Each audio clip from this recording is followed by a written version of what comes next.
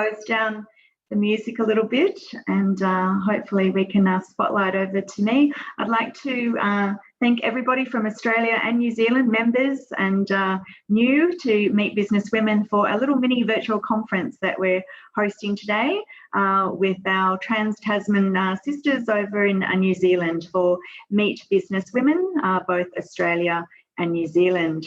I'll just get up my slides while we just wait for a few more people to join from the waiting room right now. It's great to see so many people joining us today. Just waiting for my slides to pop up, if that's okay. Otherwise, I'll do a share of my screen.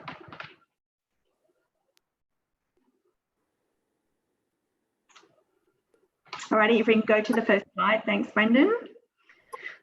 So just today as well, in the chat, we do have tech support online. Brendan will pop his number in there. So if you have any issues or you can't hear or you've got some technical bits and pieces happening, Brendan will pop his number in there that you can call.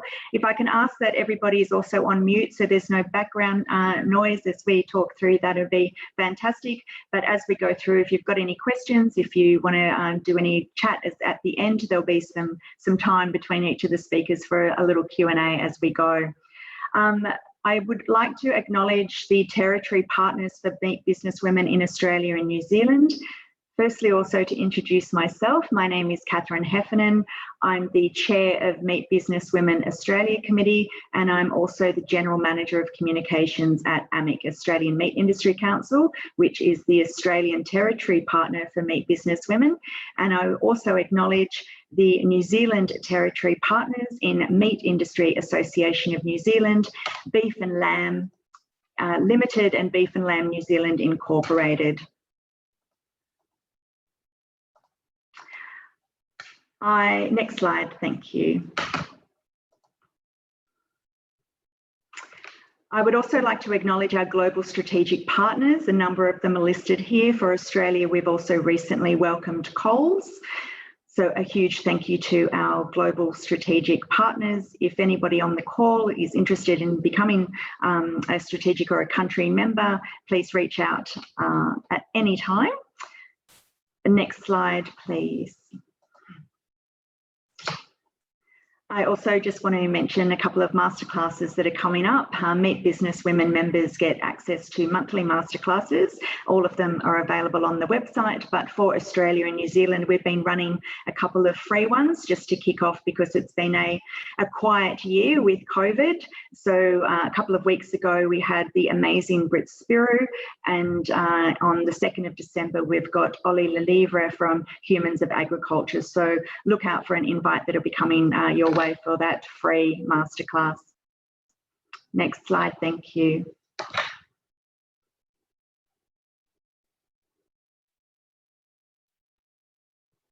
Next slide, thank you. And also would like to highlight that we'll finally be having a face-to-face conference now that we've come out of COVID, and this is just to save the date for Wednesday the 27th of April at the Sofitel in Darling Harbour. Thank you, Brendan.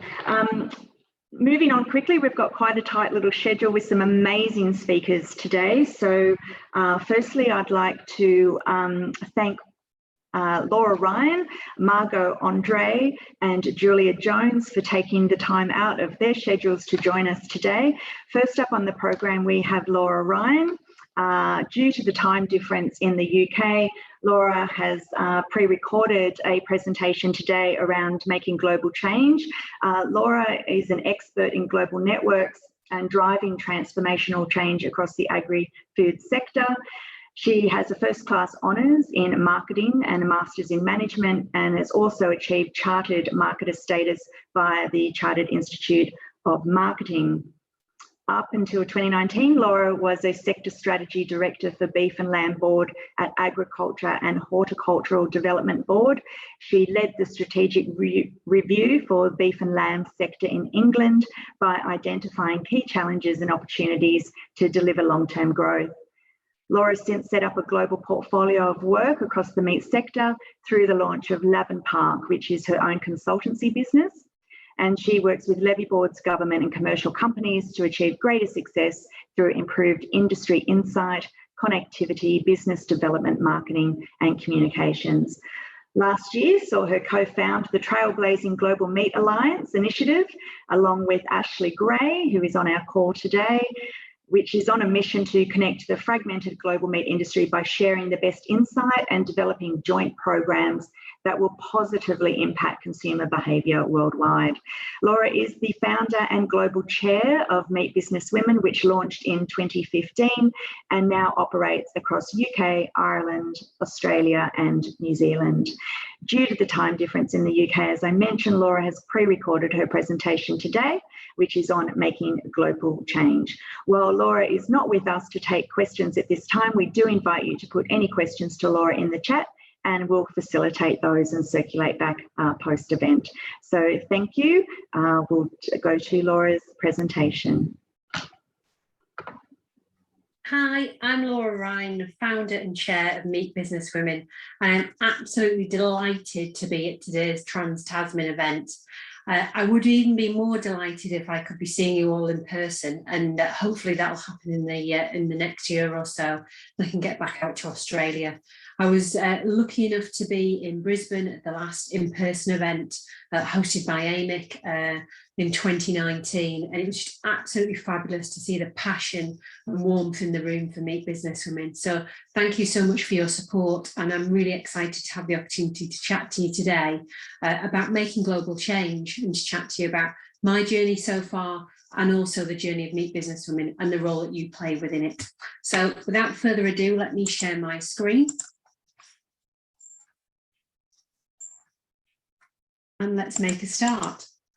So in terms of making global change, I guess it always starts with the individual, doesn't it, and ourselves. And it always sounds really grand that you're making all these huge global changes, but actually everything just starts with that one individual and creating a movement. And for me, I guess the meat industry wasn't a natural career destination for me. My journey's a little bit unusual in that I fell into the meat industry by total accident 20 years ago. I've got no agricultural background whatsoever. And when I finished uni, I thought marketing meat, that'll be easy. I'll give that a go. And how naive was I? It was because I'd seen a job at a local poultry wholesaler down the road from me, and quite a homebody, still based up in the northeast of England.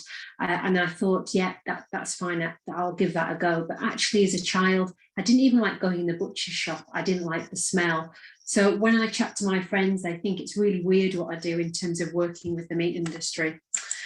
I guess what I've learned along the way, and the opportunity that's allowed me to create Meat Business Women and work with great people like yourselves, is that there's three key aspects that I bring into my daily life, and it's also rolled into what we do with Meat Business Women. First of all, it's about being inspired, and it's so essential to surround yourself with inspiring people.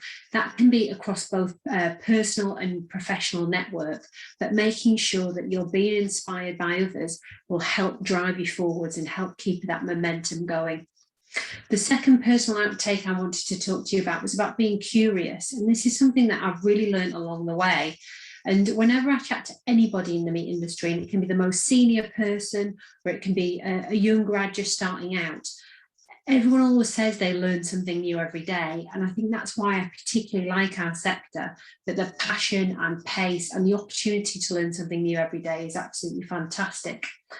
I suppose when I reflect on the middle of my career, I was really nervous to be curious. I felt that I had to know all the answers, and maybe that's a female thing in particular. I wanted to be absolutely perfect at everything that I did. And up until 3 years ago, I was director of the Beef and Lamb Board in England, and I would sit and run board meetings. And if I reflect back on that, I probably didn't enjoy it as much as I should have done, because I was just worrying about the detail and making sure that I had everything sorted in case I was asked a question that I may not have been able to answer. And I suppose that would be my advice, really, to give yourselves the headspace now to be curious, to ask questions and to take in the room. When I spend time now with senior leaders, it's great because they ask a lot of questions, and I'm really careful now to ask lots of questions too, because none of us know the answers. So make sure you're being inspired, surrounding yourself with great people, and you're being curious. And then the final thing I guess I wanted just to mention before we go into detail more about Meet Business Women is about being bold and brave. And this is all about pushing yourself out of your comfort zone. And there's nothing, you know, extremely complicated in any of this. It's simple stuff that we all know that we can be doing. But pushing yourself out of your comfort zone is really hard. And I suppose that's something else I wanted to share with you before I talk to you about Meet Business Women in the journey is I hate change. I find change really difficult and really hard, but I know I need to embrace it and I need to push myself forward and surround myself with these inspiring, great people to make things happen and to be bold and brave. So don't worry if it's something you think, oh, not for me. It will be for you in time, and to be open and have those conversations with people. So as I've mentioned, my background is one of not agriculture, one of I guess stepping through a various career of working for levy boards, working for commercial companies, and now working for myself. And part of my time is invested in Meet Business Women, which is absolutely fabulous, something that I never anticipated to happen. So I guess let's talk about our industry and why Meet Business Women exists. 6 years ago, I was realising as my career was becoming more and more senior, I was often the only woman in the room. And when I would chat to my mates on a weekend that know nothing about agriculture, as I've alluded to, they would say, God, working in the meat industry sounds awful, what you're doing that for. So I knew at that point we had a talent pipeline issue and a reputation issue. And when you Google the meat industry, these are the sort of things that you see and the images that you see. It's traditional butchery, it's sometimes blood and guts, it's sometimes farming, but it's never the huge range of opportunities and jobs that exist in our sector.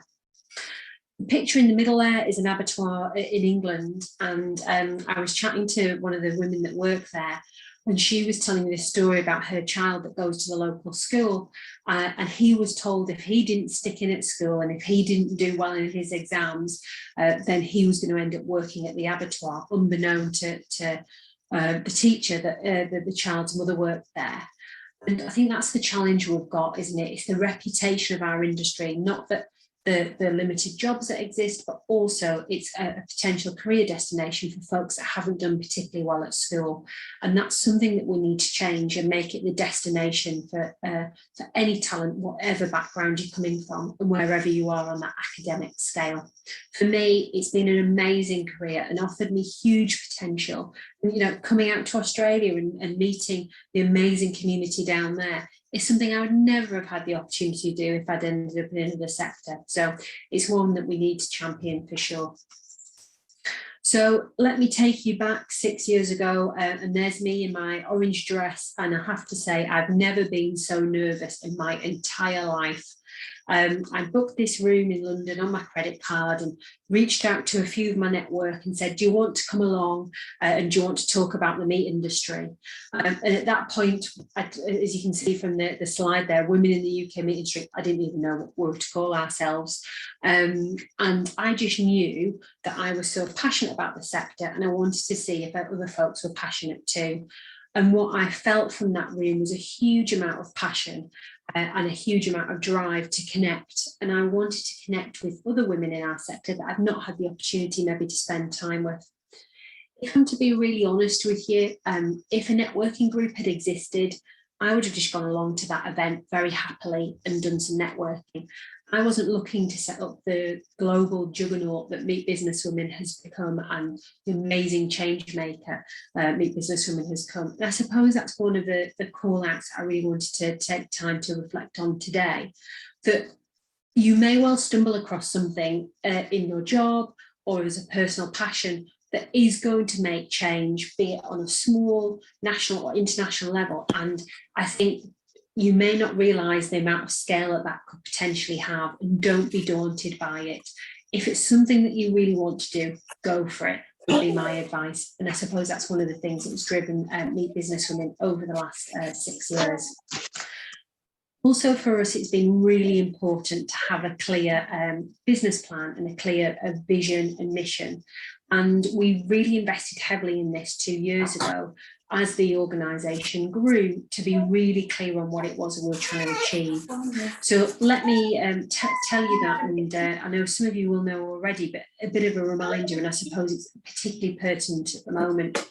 So Meet Businesswomen, we have an absolute mission and vision to be the global professional networking group for women working across the meat industry, wherever you are in the world, assuring sustainability of our sector by attracting and retaining the best possible talent. And I suppose that was one of the things that I think is so important, this sustainability point. We know the meat industry is under a huge amount of pressure from a lot of different perspectives, and sustainability has been quite focused on climate change and carbon and other things in that area. Sustainability, as we know, is becoming more and more important for the people aspect. And I know in Australia and New Zealand, you have similar labour challenges that we're experiencing in the UK at the moment, and in North America experiencing huge labour challenges as well. We know we need to get people in, amazing female talent, and hang on to them. So that's very much the central role of Meet Businesswomen. How we do that through our mission is to inspire, network and grow. And what we mean by that is make the meat industry inspiring, all the different jobs that exist, make them transparent and show them in their true light. We want to make networking super easy and do more of that online, and when possible in person. I'm delighted to say just 2 weeks ago we held our first in-person event here in the UK for 2 years. It was just amazing to feel the buzz in the room, and it really reminded me back of Brisbane in 2019. And also grow, and what we mean by this is mentoring, and I'm going to come back onto this in a moment, but at the beginning of this year, Meet Businesswomen, driven by the feedback that we'd had from our community across the world, launched a global mentoring platform. So our values, and I think again this is important for us all to be clear on, because I know some of you might have feedback today from colleagues regardless of gender saying, you know, what was that you were watching? What was it that, you know, why was it relevant? Why was it important? And a reminder on our values is we're champions of the meat industry. Regardless of where you are in the world, we want to champion you. We encourage a well connected and supported global membership of like-minded, hardworking, ambitious people like yourselves. And we advocate diversity and inclusivity. We want folks from every background to come and work in the meat industry, and we know women in particular are underrepresented, and we want to make that easy for folks to come together. And then finally, and it's last but by no means least, we inspire innovative thinking and collaborative relationships. And I've got so many examples of seeing women connect at Meet Businesswomen events, be it in person or be it online, and then becoming friends, then becoming business contacts. And just being in that safe pre-competitive space is a real catalyst for the meat industry, something that doesn't exist. And I'm not aware of any global network for the meat industry that exists with, you know, it doesn't matter regardless of gender. So Meet Businesswomen is leading the charge, and that's why it's so fantastic to be a part of it. And then finally, our strategic aim, by being true to our values, we've developed a membership that's positively impacted the global meat industry, and that's very much what we're on the mission to do. So this is a photo that was taken just over 2 years ago. So I just thought it was really nice to share it compared to them, you know, me stood in the orange dress, shaking away, super nervous in London 6 years ago. Fast forward to 2019. And this was just a couple of months before that said Brisbane event. And we were lucky enough to have Her Royal Highness, the Princess Royal, attend our London event. At the same event, Temple Grandin attended and spoke as well. And it was just amazing that within that 4 year period, we'd gone from a small organisation or a small room with no name to a fully branded organisation, which is rolling out across the world with royalty, both in terms of industry royalty, temple branding, and actual royalty. Her Royal Highness of Princess Anne, endorsing what we're doing and passionate about what we're doing. And if you want actually to watch the video, what Princess Anne said, it's on our website, and she references the Australian and New Zealand work as well, which is really, really heartwarming, and wishes us good luck. And we're keeping close contact with her office actually, and we send her a 6-monthly update of what we're up to, which is great to keep that connection going. The other ladies on the photo there are the UK and Ireland committee. So like in Australia and in New Zealand, there's committees of experts that running the domestic events. That is the UK and Ireland group there that you see. So let me just give you a little bit of a picture of how the organisation's rolled out. So 6 years ago, we were in the UK, and then we expanded into Ireland, Australia, and in New Zealand in 2019. And we plan to expand into Canada later this year as well. Across that time, we've had over 5,000 attendees at our events, and that grows immensely as we continue to do more in the virtual world like this. And we have over 7,000 followers on our LinkedIn account, but we're also across all the other social media. So please, if you do not follow us yet on LinkedIn and the other channels, just search Meet Business Women. It's super easy to find, and you can keep engaged with all of our activity. The note that I wanted to mention in the middle there is about being recognised by the United Nations, and this is another real pinch yourself moment. Early 2019, I had a call from them, and they said to me, "We never normally ring anybody up. We've seen what Meet Business Women is doing, and we think you could be a solution to the Sustainable Development Goal for the meat sector, particularly based around gender." So I went out and spoke to them, explained what we were doing, explained the amazing communities that we have around the world, and we now have a fantastic relationship with the UN and work with them really closely on what we're up to. They did challenge us though, and rightly so, in terms of, well, what's your data? How many women are working in the meat industry? And what are the enablers and barriers to get more? We know what those numbers are for maybe finance, for automotive, for legal, across the world. What's your data? And I had to be really honest and say, don't know. We know there's pockets of information, and Australia does really well actually at collecting some of the information, and obviously individual processors collect the information, but that was never pulled together in a single point globally across the world. So last year, we were due to present this at the World Meat Congress, but unfortunately due to COVID, that got postponed. So we continued with the piece of work and launched it in October of last year, our gender representation report. So we conducted this on a global basis with interviews and focus groups and a survey with both men and women working across the industry and processes within the industry. Both New Zealand and Australia are well represented, and I know both countries have held standalone events talking about this data. So I'm just going to give you a little snapshot and a little overview of what it means. One of the things that I was most intrigued by is we also did focus groups with undergraduates just about to leave university, and asking them, even agricultural universities, what they thought of the meat industry. And it was quite stark, the feedback that we received. Top line, and before anything else, we wanted to know our own data. It's all very well and good me saying, and Ashley and Catharine talking about how good the movement is, but unless we can baseline our data and show, this is where we're currently at, it makes it really hard to improve from that point. So the survey showed us that 36% of women, 36% of people working in the meat industry are female. And then when that goes up to board level, that drops to 14%. And when that goes up to CEO level, that only drops to 5%. So we track significantly behind other sectors. And in the report, it gives a great breakdown of other sectors and where the meat industry sits. So we know there's opportunity to improve. And the report also talks about the reasons why. This isn't just about feeling good and doing the right thing around sustainability, because boy, do we need the labour. This is about the facts, that the cold hard facts, if you get a better gender balanced organisation, you make more money,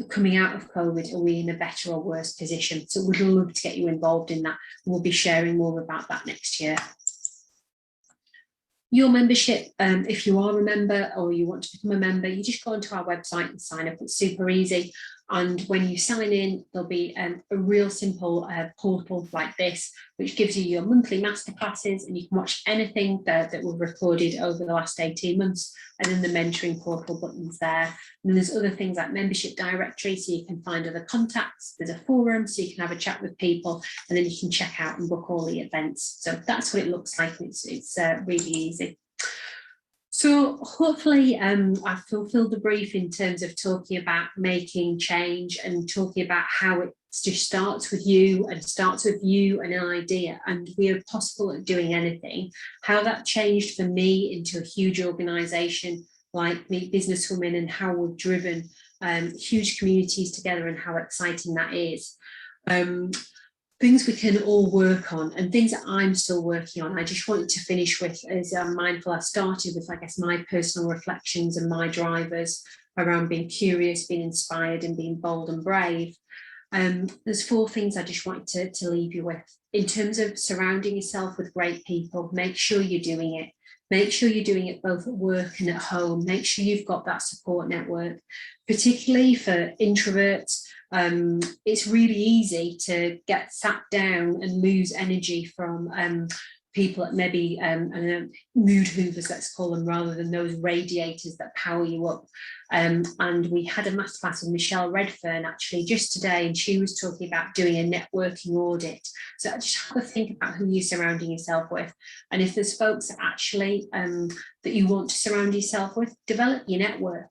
Make sure you're thinking about who you want in your network and being strategic about it and keeping your network alive. Michelle's quote from this morning was, networking is work. And I think that's a great point, that we often put, and particularly women, put networking as a cherry on top of the cake. We're so busy with other stuff, to take time out to network feels like a nice to have, not business critical. Make sure you're doing it. I'd really encourage you to do that.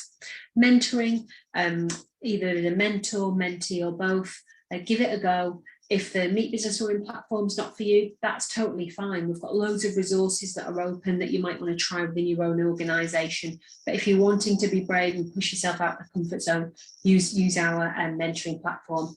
And then the last thing I just wanted to say was about tell people. Nobody else is going to be a better ambassador about what you're doing than you. And I know that can feel really cringy. I find it really cringy. Or I did at the beginning when I was posting on LinkedIn about what I was up to and my thoughts on things. But actually being visible and being a champion of yourself is not only helping you, but is building your support network. It's also championing the industry too. And feel free to tag Meet Businesswomen into anything, and we'll share and we'll comment, and we're very much your supporter. So unfortunately, because it is the middle of the night for me, this is a pre-record. I can't take questions live, but if you have any questions for me, I'm super easy to find, Laura Ryan on LinkedIn, or if you want to pick up my details from the Meet Businesswomen website, please do, and I'm happy to talk to any of you and have a conversation. But huge luck with the rest of the conference. And very much look forward to seeing you in person very soon, and thank you as ever for your support. Best wishes. Thank you.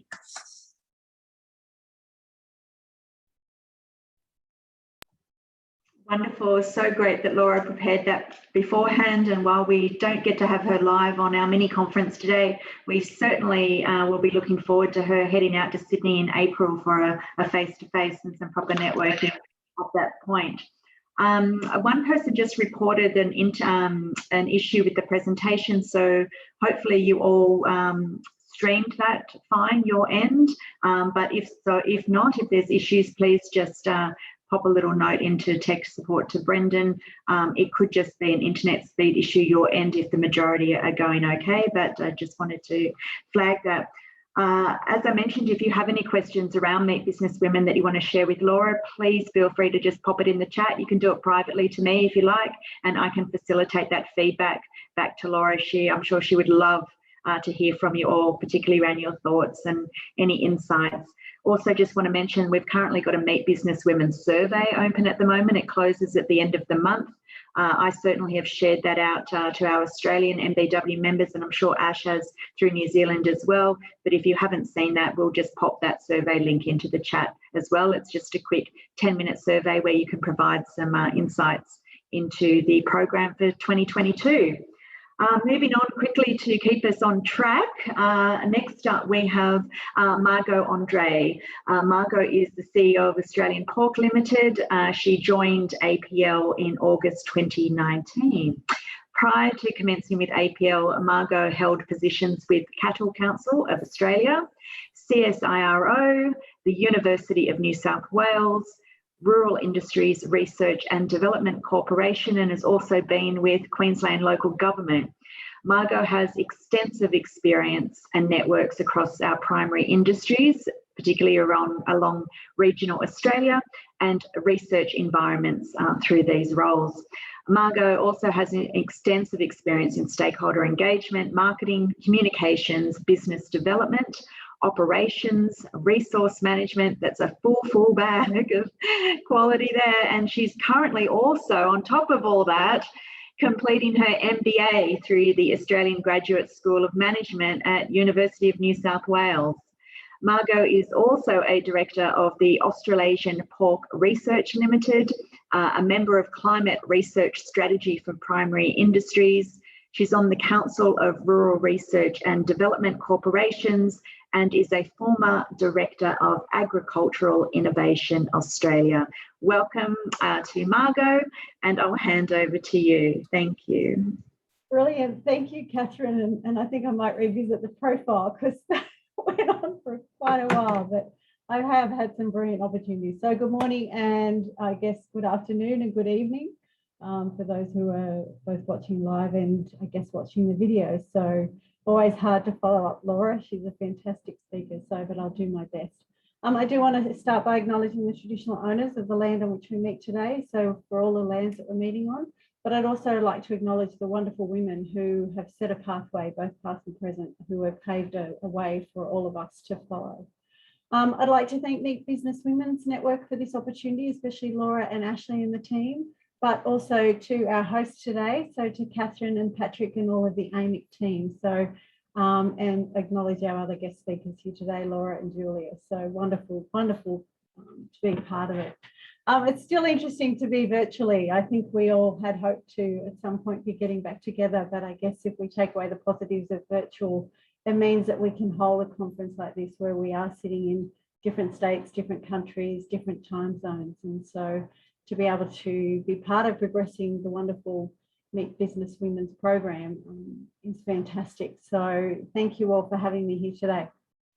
So a little bit about me. I'm actually coming to you from Canberra today in Australia, and it's a beautiful sunny day, which is quite lovely for Canberra considering we do tend to get quite cold, but also we're coming out of lockdown. So nice to have a few freedoms back in place, so which is good.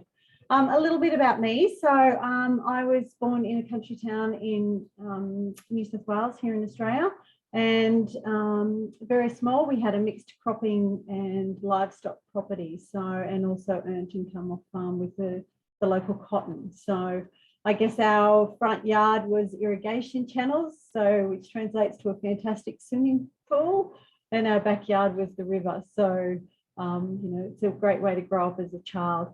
One of the things I remember specifically about growing up as well is I'm the youngest of 5, and I guess a big shout out to my own sisters and my own daughter who are also part of my journey and why I could be here talking today.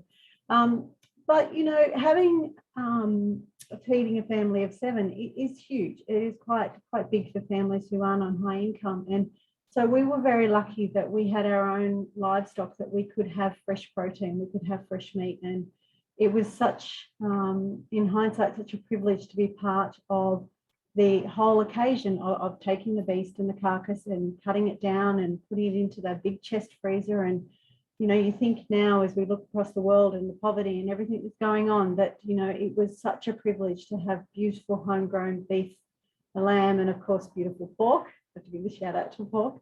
and what that was like, and just seeing that all flow through into who I am today, in the fact that having the lifestyle we have here in Australia and having the privilege of having such beautiful protein and now being part of the meat industry is just such a wonderful opportunity. We were at the farm until our late primary school, and then we actually moved again to be near our grandparents, and we had a livestock transport business. So again, starting to see a pattern of being around livestock and being part of agriculture and industry. So many a morning of unloading cattle at 2 a.m. at the sale yards back before they had curfews, and the changing environment that it was then is now. The smell, we all love the smell of our livestock and on the clothes and washing them. But again, it was just such a great way to be involved in the food supply chain and everything that was happening there. I've been quite lucky with my career. I was never great at school, so I left school quite early. And then, so just around 15, and moved out of home sort of just soon after that, and just probably had a ingrained work ethic, to work really hard, to always have a couple of jobs to pay the bills, but to just really try and find my own way as a young lady, I guess. I did move to Canberra when I was in my early 20s, and that's probably where I started getting an understanding of the bigger environment, the bigger world, what was involved.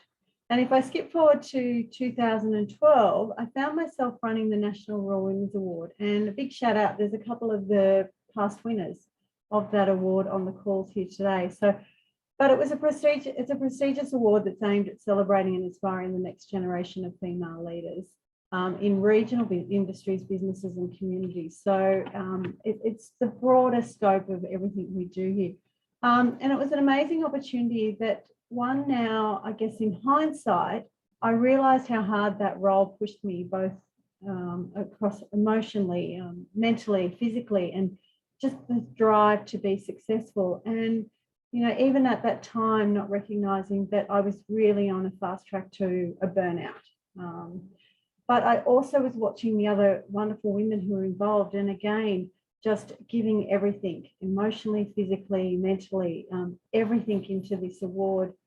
And even when you were talking to them, they were coming back to the lines of, I'm just not quite ready, I'm just not quite there, maybe in 5 years, when you could see clearly what they had to contribute to the broader agriculture industry was phenomenal, and it was a game changer. But how encouraging those women to actually have the courage to step up and play a role. So it was about this time, which will bring you to the title of my talk today. A woman who I really greatly respected gave me a book, and it was called Nice Girls Don't Get Corner Offices. So if anyone doesn't know the book, I think it's actually got new versions. And shout out to the author, his name just escaped me. But it was a really interesting book because I didn't quite understand why I'd been given this book. I didn't understand the nice girls don't get corner offices. What does that mean? I kind of took it at the time to mean that I had to be tougher, I had to be meaner, I had to study more, I had to be more. I couldn't be me.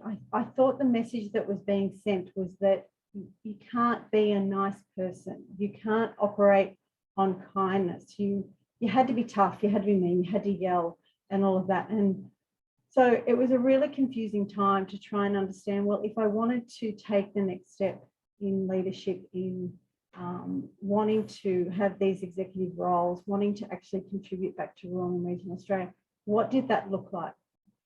So it was not long after this, I went off and I studied my MBA, and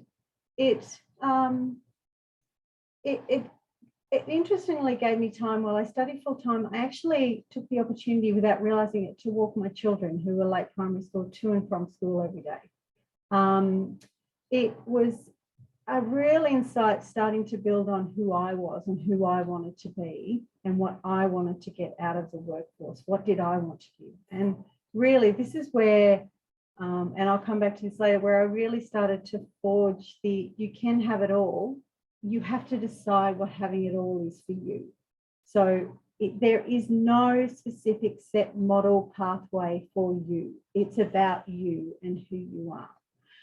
So I was probably starting to understand what this book meant, but I still had a tough few lessons. So it was about this time as well that I actually took on my first role as the Cattle Council CEO, and I called it the accidental CEO. So I happened to go into Cattle Council in a role as communications. For some reason, despite 10 years at CSIRO working research and business management, because I'd been running the Royal Women's Award, everyone saw me as communications. So that was fine. We can park all the other experience and never judge a book by its cover type scenarios. But I went in and the main aim was to finish off the MBA and to also spend time with my children and to get back into work. I didn't like being at home studying full time. I wanted to be back with people. I actually genuinely realised I'm driven by people. I'm an extrovert and I get my energy from people. But again, I walked in there and I made the mistakes. There was things that needed to change, things that needed to fix. And within a couple of months, I found myself the acting CEO. And again, I kept thinking I had to be grateful for this opportunity and I had to earn it. I had to work harder. I had to, again, be more. It was really tough. And I know there's probably a lot of women from the beef industry on this call, but a lot of the time I was the only female at the table. And I did feel like I didn't dress right. I didn't know the right thing. I didn't speak the right language. I would actually get really quiet when I'd be trying to put ideas forward about community and social license and where we need to be heading, climate change, needing policies on this, and feeling like if I could be so easily shut down in those times.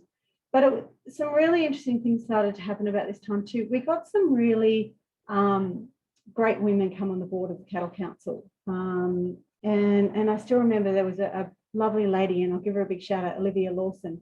And she suddenly was there and was talking the same language as me. We were talking about environment, we were talking about social license. And another interesting thing that happened at the time, and you will learn this, I do digress in stories. It was around the time of the live export bans and live export issues around sheep and things like that. And we were watching just decision after decision being made, and it was ruining people's livelihoods in rural and regional Australia. It was having such an impact on people not being able to send their kids to school. And so there was a wonderful group of women from WA who came across, and we went up and we talked with the politicians, and we just sat down with them and we said, here's why live export is so important to Australia. Here's why, the impact on the communities, the impact on the local schools, health, everything here.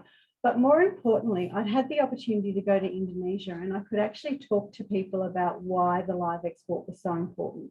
When you go over there and you are welcomed into people's homes and you see that the only way they can provide their family with safe protein is to utilise the live export trade, where they can go into the wet markets. They don't have refrigerators. It's not a lifestyle that we live and breathe here. It's a different lifestyle.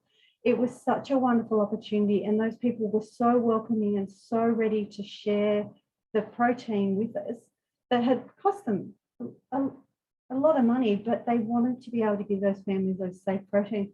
But what it led me to think was that we have to start to have those conversations. We have to start to talk about community expectations. We have to explain why we do what we do, how we do it, but we have to do it based on good, sound reason and tell the whole story. We had to actually change from being the yelling organisation. You couldn't just yell.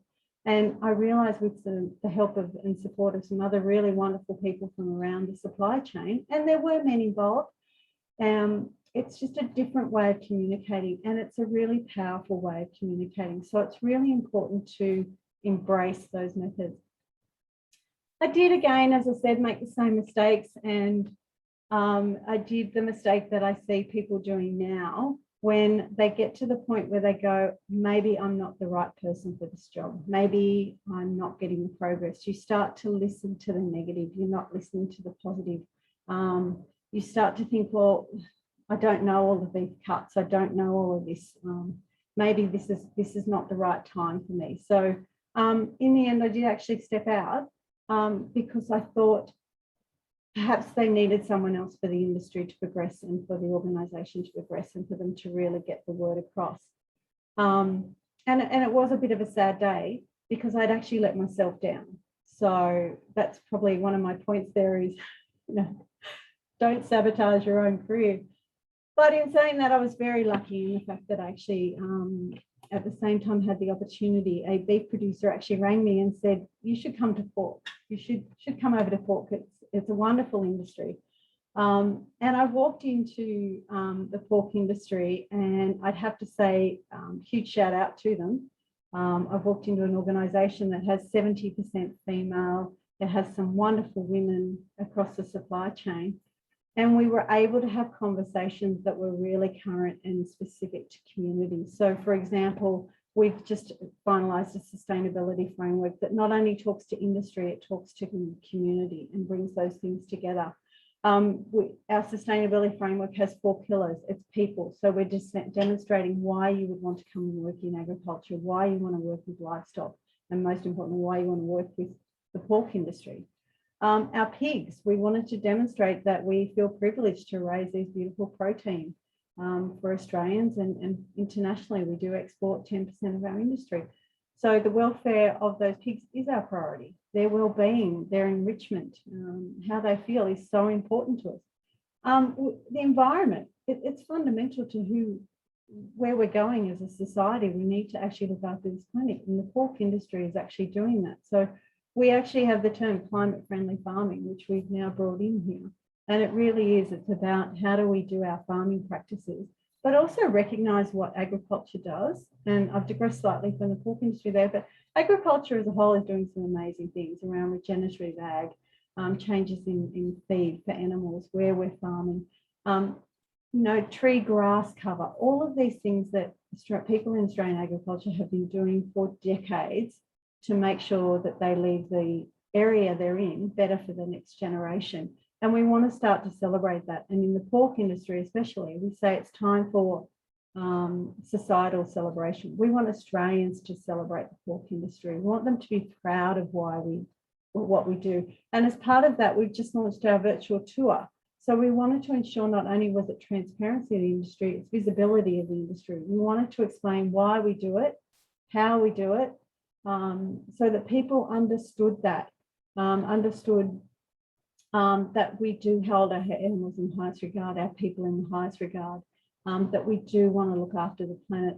Who knew in taking on this role that I'd be talking about pig manure so much, but it is a renewable energy. It is, we do capture the carbon.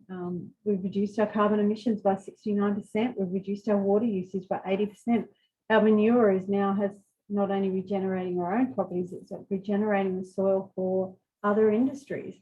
We've got fertilizer that is an organic fertilizer. It's pig manure and it's great for soil. So there's so many opportunities there that we wanted to make sure people understood. And most importantly, we wanted to make sure the industry prospered. For people to maintain in the industry, they need to be actually having successful business models. They need to be making money. They need to be able to generate a strong income from these industries. So you have to have them all together. So people, pigs, planet, prosperity is the hallmark for here.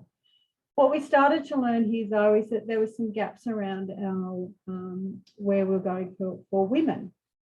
Now, if I go back to Laura's point, 36% of the workforce is female, 14% of boards are female, 5% of CEOs are female. It's a really lonely table up here sometimes when we're sitting at the CEOs. And if I look around the pork industry at the moment, we have a delegates forum, which is elected representatives, and out of 32, there's only 4 females. So trying to encourage more women to come through because they do contribute so much.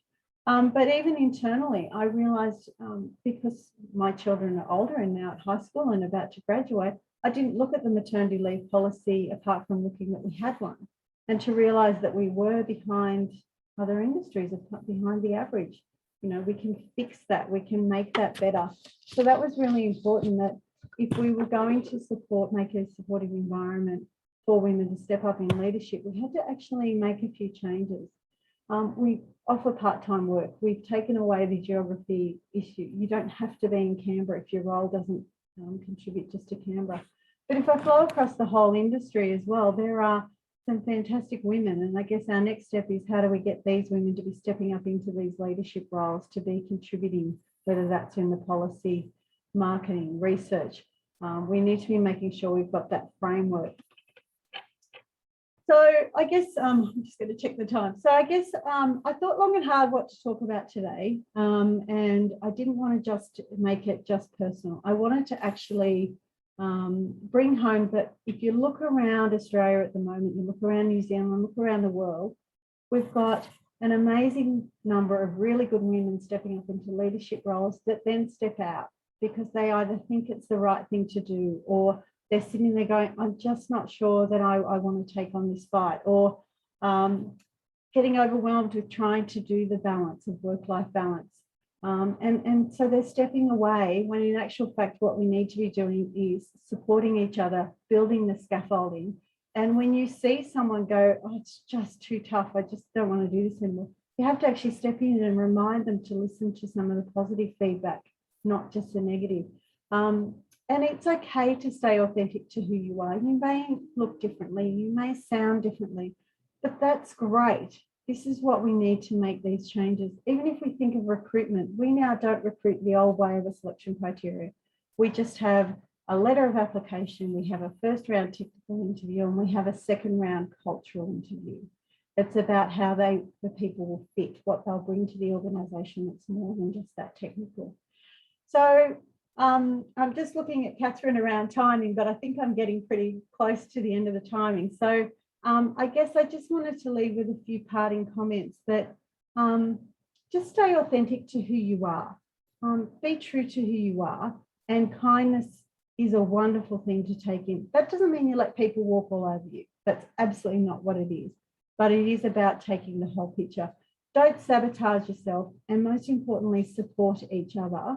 And then last but not least, to all the wonderful women on this call, you can have it all. Just choose what having it all is for you. Don't be guided by other people. Choose what it is for you. And then I wish you all the luck, but I'd love to see more female CEOs coming through. So thank you, Catherine, and hopefully I didn't go over. Thank you, Margot. It was amazing. I'm actually getting a few private questions and private comments in the chat for you. A couple of them have actually said that they love how real and relatable you are in terms of starting from the beginning and treading your own path to achieve your own version of the corner office and surrounded by your people, which I completely agree with. You're very relatable, and I really appreciated that story and the background from where you've come from. A couple of little questions for you that have come through. One of them, we talk a lot about resilience and grit these days, and with you being a CEO and a woman, a mother, a sister, a friend, they have heard you say that you can have it all. You just have to work out what having it all means to you. So can you share what you do to be able to balance all the roles and to maintain your energy, innovation, and authenticity? Yeah, so great question. And the reality is there's a few specific things I do. So many of you who've worked with me will know I don't start work till 9:30 most days, and that's because every morning with my children is really important when I'm at home, and I try and get them off to school. And that was something personal for me that I wanted to be able to give to the kids. The other thing is, and I mean this in a nice way, make sure you're listening. When you are in these conversations, try not to have in the back of your head that you've got the deadline of the board papers or the committee papers, or you've got to get out and do something. Actually try and be present and listen to who's in front of you, and just give them time, because what you're actually doing is giving yourself time to be present, to be present in that moment. And I think that's really important. So I guess probably though the other thing is that don't be afraid to ask. If you are in a working environment or you're running your own business or things like that, and you just need an extra bit of help, or you need to change things, it could be changing the hours, it could be taking the kids with you. Like, don't be afraid to ask. for those extra things that would just make your life a little bit easier. And sometimes you will have to balance. I'm not going to say there's not days that you work 12, 13 hours. That does happen. But set what success looks like to you as well. So I hope that helps. Yeah. Another question was around how do you think you would have gone at completing your MBA whilst working full time? It's something that one of the members, who's actually an Australian committee member, Blair Stubner over at Harvey Beef in WA, she's the master planner for Harvey Beef. Something that she would really want to do, however, as a single parent and working full time, she fears she won't be able to keep up. Any insights there? Absolutely. So I was really lucky when I first went off to do most of it full time with the kids. But once I went back into work, can I tell you that the university used to actually ring me and say, Margot, you haven't logged on for a week, or you haven't logged on for 2 weeks. You're a self-funded student. Are you actually going to be able to do this? And I remember at the time thinking, oh, yes, I can. Yes, I can.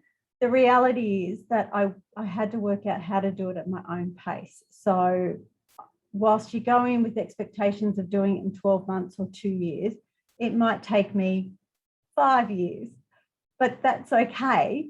Because what I did was I chose an MBA that was relevant to me. So I did an MBA in social impact, and all of the subjects were on rural and regional, the assessments were on rural and regional Australia. So it meant something to me. So if you can find an MBA, do it at a pace that suits you, or a study or a course or whatever it is, but do it at the pace that suits you. But most importantly, don't be afraid to ask for that help. If you have assignments due or you have things, talk to the kids as well. Like my kids used to gorgeously go up and play in their rooms early and throw notes down, telling me how proud of me they were for studying, because they were involved in it and they understood why I was doing it. So bring the kids along. Don't put too much pressure on yourself, and do it at a pace that works for you. Great. There was another one here. So where do you source your inspiration and insights about the sector, either here in Australia or globally? So I talk a lot to people. So I've never been afraid to pick up the phone and talk to people, which I have to say, when I first came into the pork industry, most people were brilliant, and the beef industry. There's always people who kind of go, you should know this. Okay, well, I don't, so I'm asking.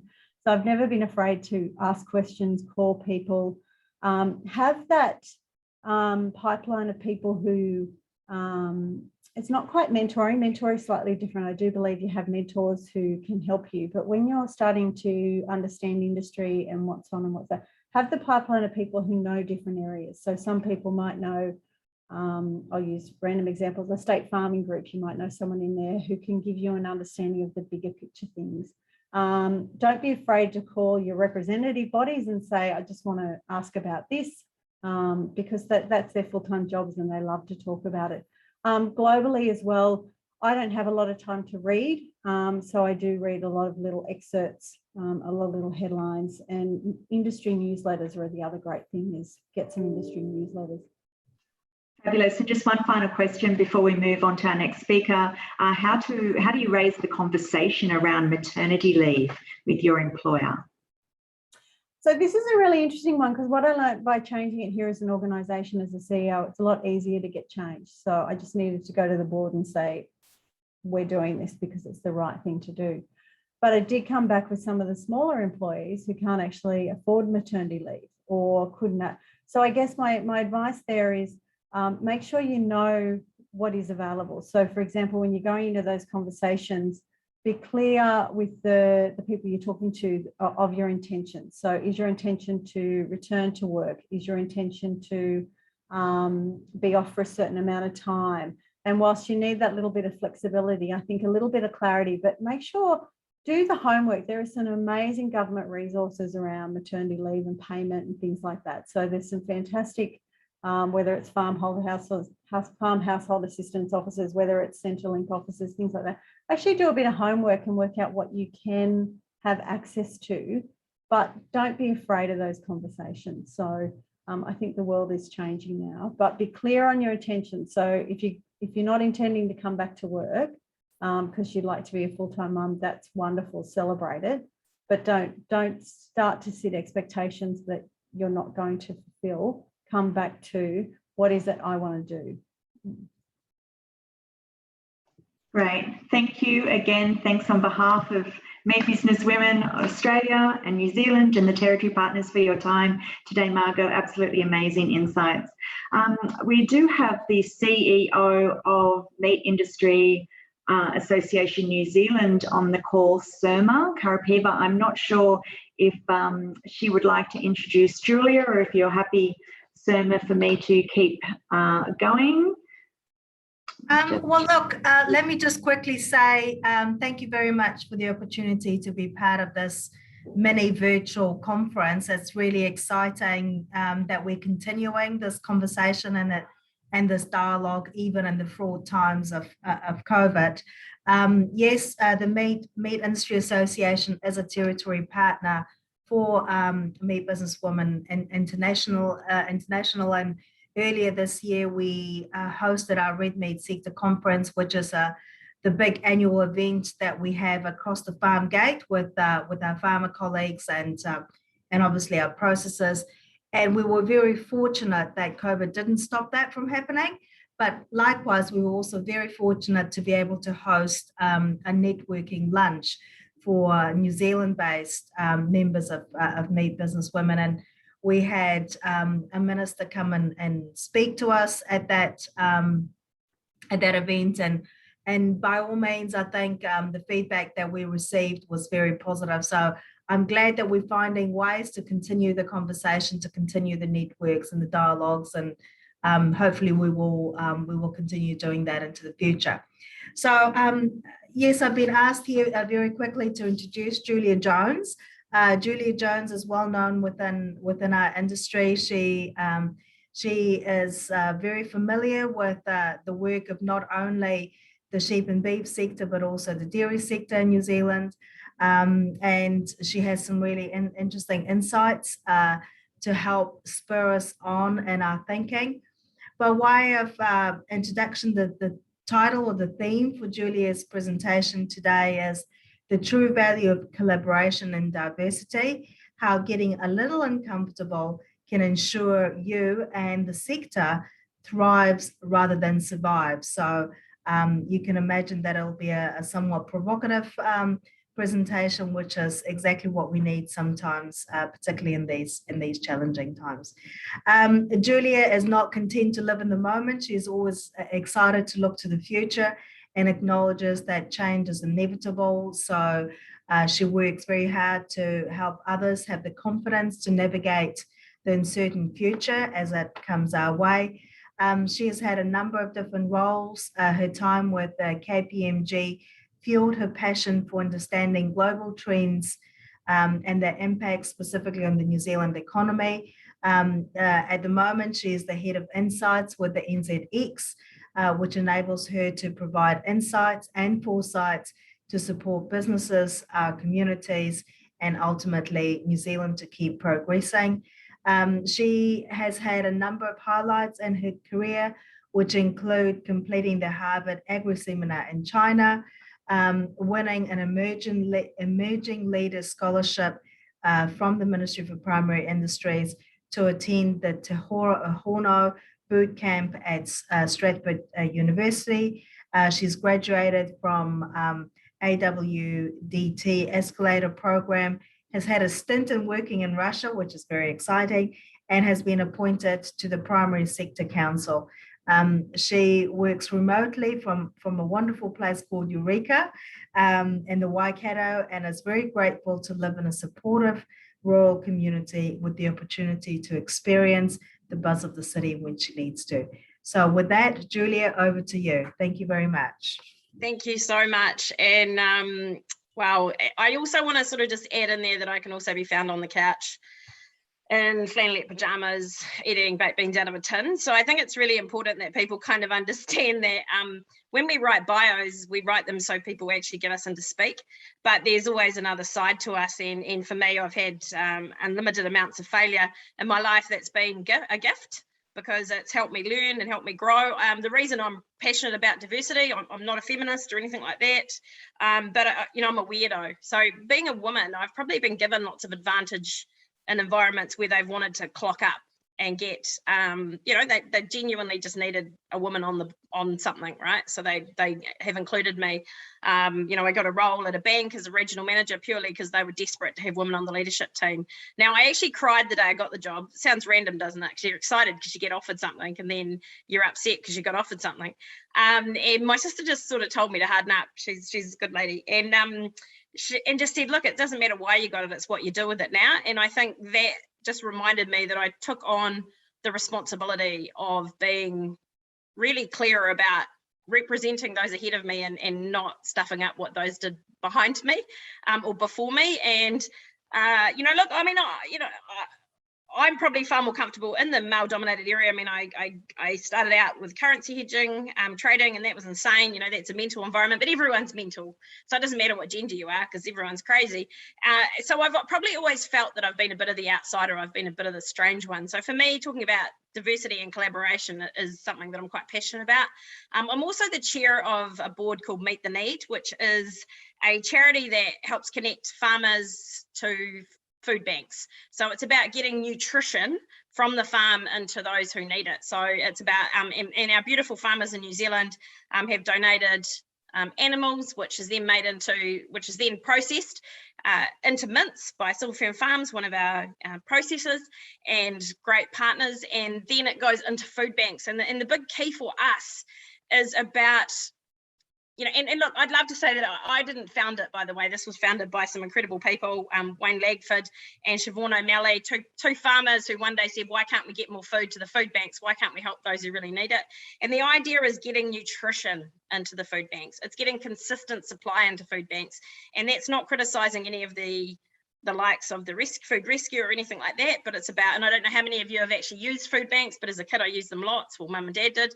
And a lot of the food is fillers, and so let's get nutrition into these food banks. I'm also on an advisory board for a digital enablement company called Cucumber. So I'm really fortunate with the roles that I have, and I love listening to Margot because you're cool, Margot. I definitely want to have wines with you. My biggest gutting is that you sit in these events, right, online, and they're great, and it's great that we can connect people, but then you hear someone like Margot and all you want to do is sit with a bottle of wine and actually pick her brain for another couple of hours, which we can't do. Look, I'm going to just sort of rattle through this, and I think one thing, if you get nothing else out of today about talking about this, that think about diversity as different perspectives. But what I want to remind people is it's not about silencing the existing perspectives.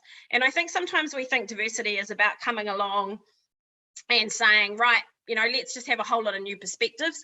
And there's danger in that. Like it's about bringing, there's an unlimited capacity to have as many perspectives as we need, but let's not try and silence other perspectives to make space for new perspectives. I think it's about inviting that in, and it really is about we're really uncomfortable when we have people around us that talk about things that we don't like. And it's a hard one, right? Like, I'm not going to sit here and say I'm perfect. Like, I get a different perspective and all of a sudden I go into this beautiful zone of like zenness and go, oh, I really want to hear about that. I get my back up. I get pissed off too, but the key here is, how do we actually approach it? How do we learn the other perspective? This isn't about you having to park your perspective and give up on it. This isn't about you having to give up on your beliefs or think about something different.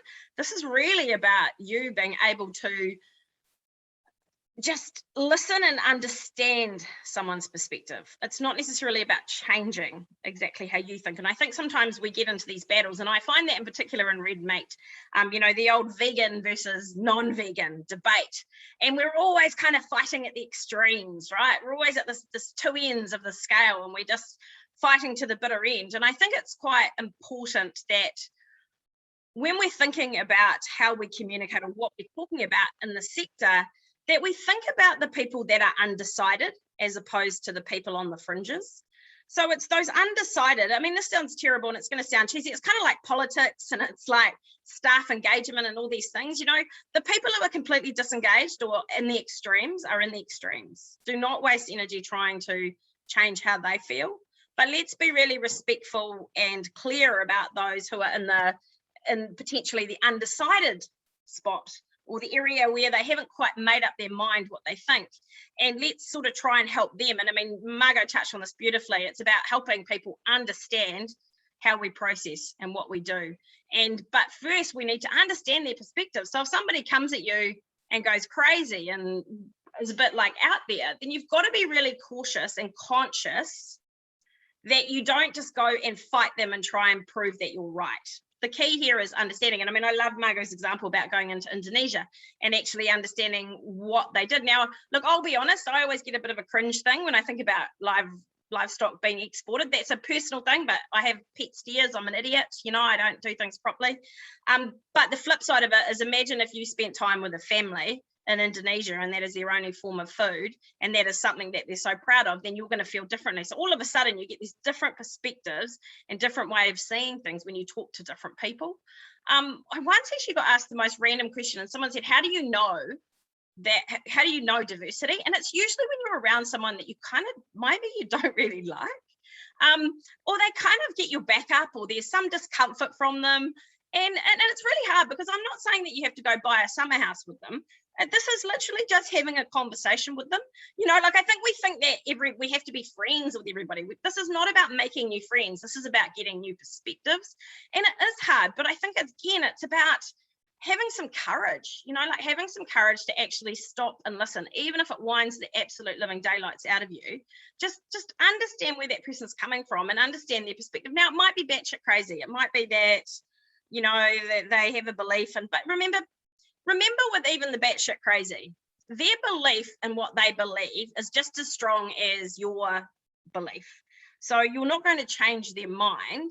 And sometimes you can just get some information or good growth out of understanding the different perspective. Another thing with diversity that always sound funny, sorry, I'm jumping around a bit here. I'm a bit excited. I got to brush my hair this morning. It's all very exciting. And this is the third hairstyle, by the way, in lockdown, second jacket. And I also, my lighting is so bad, I look like I'm resurrected, not my best moment on Zoom. But, you know, often we hear too, it's about the best person for the job. And I think we have to really challenge ourselves and challenge others when we hear that. Now, I don't think anyone should be put in a role just because of their ethnicity or their gender or anything like that. But then we've also got the flip side of that, which makes me sound a bit flip-floppy, is that the reality of it is a different ethnicity or a different gender will just naturally have a different perspective. And so sometimes that is a way to actually ensure that you do bring some different perspective in. You want to have them that have some skill and you want them to have some knowledge, but you're going to assume that anyway. You're going to look through their CVs, or you're going to understand that. But I think it's really important that we are very careful about this whole, it's the right person for the job, because who the hell gets to decide that? You know, I know when I hire, what am I most attracted to? The person that is most like me. I'm not attracted by the person that made me feel uncomfortable in the interview, or that's a bit of a weirdo or a bit, you know, strange, or is really into detail and I don't like detail. So, you know, you zone out halfway through because you're like, oh, they like too much detail. That's going to stress me out. So all of these things is you've kind of got to start thinking about it. If you're hiring, or if you're looking for board members, or whatever you're doing in your environment or in your day, you know, this best person for the job, sometimes you actually have to challenge yourself.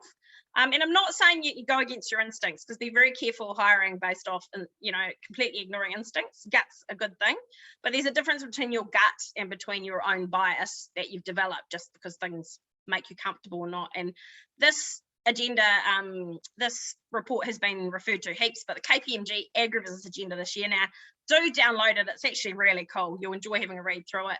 And it surveyed these agri leaders across New Zealand, and I thought this was fascinating. And it asked a question around, you know, do we need to better equip our agri leaders throughout the country for the future? And men ranked it number 21 as a priority, and women ranked it number 1. Now, I'm not going to judge which one's right or wrong. That's not my place. Here is an irony, though, as a whole lot of boomer dudes said that there was no problem whatsoever and didn't see it as any priority. So we've kind of got to start to think about different perspectives will bring different thinking. And I'm not saying that the woman's perspective was better than the man's, but there'll be something in the middle there that we need to think about. The solution is never going to come from one person. You know, the solution is never going to come from completely one person. Like we in New Zealand, like, and I do a lot of work in with the NZX and climate change and environment, social governance stuff, and it cracks me up because we're all like, let's just get rid of the cows and get rid of the electric, let's get electric cars and the world will be perfect. Well, that's kind of heaps of bullshit. Like, there's going to be a massive nutritional gap if we get rid of our actual proteins, which is essential. And then secondly, there are other things to think about. So the perspectives or the solutions will never be one thing. That doesn't mean that we don't keep striving, and that doesn't mean that we don't keep pushing to change in the future, but it means that, we all want to be the superhero. I don't. I mean, but but it seems like a lot of work, but someone probably wants to be a superhero, right? And so they want to have the answer to everything. Well, there isn't one person that's going to have the answer to everything. There should never be one group that's a total voice for everybody, because we all have unique voices. And I think industry bodies are absolutely essential across the sector. But and what they've got much better at is being a platform for different voices, not being the voice. Because, in New Zealand, for example, we've got hundreds of thousands of people in rural communities, and we've got different thinkers and people who have different perspectives. And if we only have one voice, we're going to lose a lot of perspective. We're going to lose a lot of value. But the key is how do we bring all those perspectives together so that we actually get something that is we're able to utilize for solutions in the future. And I'm going to be really straight up with you. It's a hell of a lot of hard work, and it's really painful. Like, it is way easier to have a board or a group of people that all agree. I'm going to be, this is not about doing what's easy. This is actually doing what's hard, and it's going to piss you off, and they're going to get up your nose, and they, because people are going to, but it's not about it's about finding the compromise and finding the solution that rewards collective outcomes, and what we tend to do is we go, well, it's my industry, and so we get into this nitpicking. And I'd say another thing too is don't be afraid to bring complete anti-people into the sector. Like, don't be afraid to bring people into the tent. Now, I'm not necessarily saying that you want to give them a paid position or anything like that, but let's just remember that even the crazy or the extremes will give us an idea. Now, activists, let's talk about them. Hard work sometimes, right? Very dangerous at times as well, which frightens me the most. But the non-dangerous activists, whether we agree with them or not, they often trigger some level of change. Now, they're unlikely to ever be the answer, or they're very rarely, actually, they're never the answer, because they're usually so extreme. But what they do is they trigger an idea, which will then often trigger someone to come up with some solutions. And I think, again, a terrible example, because people will be like, activists are terrible, but they're not. If you actually look at activism throughout the world and throughout history, they've actually been those who have triggered an idea, that have supported, and it'll be the objective people who can sit in the middle that will find the solutions. It won't be the people on the extremes. It won't be the people that absolutely think the activists are mentally insane and should all be shot, and it won't be the activists themselves. It's going to be those who are objective, who are able and not afraid to listen to both sides and find some sort of solution in the middle. Look, I think, again, the title is about striving, not surviving. And I think the real key here is to make sure that we are trying to strive. I think sometimes we get by, and it was said before, the wafer thin margins in the red meat sector. Let's not accept that, let's actually push for better. Let's actually push for a really strong, successful future where people can thrive in communities, where communities are feeling a little bit more comfortable and a little bit more safe. So yeah, I mean, look, I think it's, again, this collaboration thing too it sounds really holistic and cheesy, and I've sat in so many rooms where everyone said they're collaborating, and what that means is I'm going to tell you what you want to hear today because it's more convenient for me than to challenge you, but I'm going to go away and you're never going to hear from me again. And that's you, and I think we've got to stop that. I think we've got to hold people to account, because the reality of collaboration is we're all going to have to give something up. And when we give something up, what are we going to be prepared to give up? And I think that's a really hard pill for us to swallow. And I think, I mean, I can only speak for our ag sector, that's come a hell of a long way. And I tell you what, the Red Meat conference that I went to this year, I mean, it was just so nice to be out of the house. and being around other people. I was going to say touching other people. That just makes it sound like a dodgy conference, isn't it?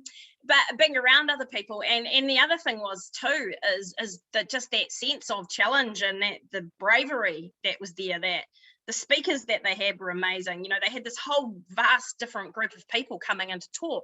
So they really worked hard to make sure that they had that diverse thinking in there. That was challenging. You know, don't be afraid to have a conference or have a discussion group. When the speaker leaves, everyone's like, oh God, that guy was a bit of a dick, or that girl was a bit weird, or whatever, because it still means that it made people think, right? We don't have to agree with what everyone says.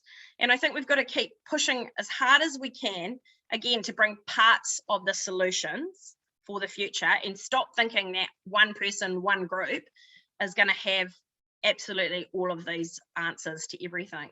And I think too, aspiration is real cool. Like, I love aspiration, like I'm a crazy aspirational person, but we've got to make sure we can execute on the basic things in our businesses. And that means, you know, getting the simple shit right is just as important as being aspirational, because we can have all the aspiration in the world. If no one knows how to execute, then we're going to end up basically just with a great imagination. And again, what you'll find is with diversity or different people and collaboration is there could be a really great ideas person, and then there might be a great execution person. And when we can actually tie those together and marry them a little bit, then there's actually a great opportunity to change and go ahead. I mean, look, I think, again, here's some things I want you to think about. Sorry, I feel like I've just rambled like a crazy lady. I'm just so excited. You know, what do you actually read that's challenging? Do you only read farming magazines? Do you only read the local paper? Do you only read, you know, anything that's related to your sector? Do you only read red meat things? Do you only read, you know, do you actually, and hey, maybe you guys are awesome and you're all picking up heaps of different things all the time, but when did you last read something that's completely different to what you think about? And when did you last talk to someone that was completely different? Go to a business group that's non-farmers or non-red meat people or non-ag, or just link into something or see something on LinkedIn or something like that, and actually just join a webinar that's completely opposite to something you'd normally listen to. Like, how often are you challenging yourself to be uncomfortable? And have a think about who are the people that you have in your ecosystem. And Margot touched on this too. Like, you do need those people that tell you what you want to hear, because times are hard.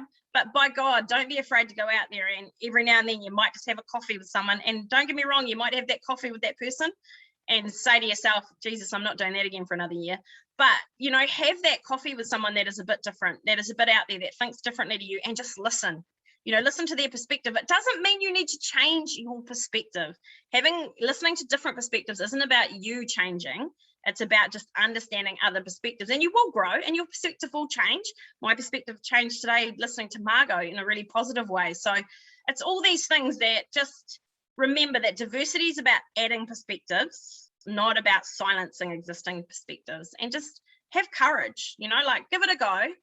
And for all of us, we're all a little bit different levels of bravery and different levels of risk. So for some, you know, the perspective might just be that you talk to a dairy farmer or someone that farms differently.